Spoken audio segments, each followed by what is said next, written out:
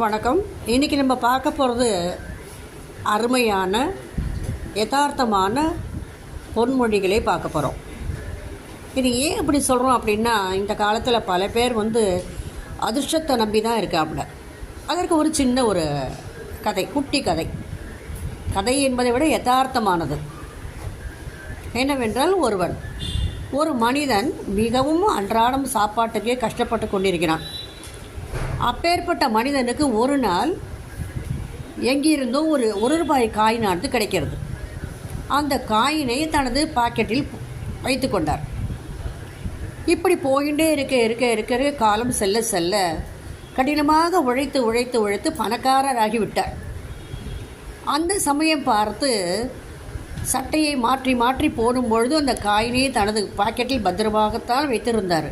ஆனாலும் ஒரு சமயம் அவர் போட்டிருந்த சட்டையின் பாக்கெட்டில் அந்த காயினை காணவில்லை.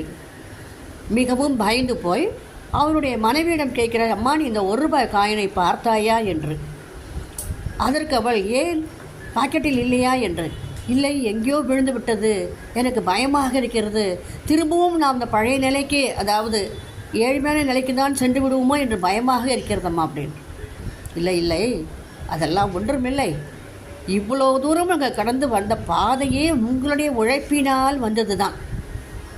உங்களுடைய உழைப்பை ஊக்குவிப்பதற்கான கிடைத்த அந்த ஒரு ரூபாய் காயின் அதுதானே தவிர அதிர்ஷ்டம் என்பது எதுவுமே கிடையாது.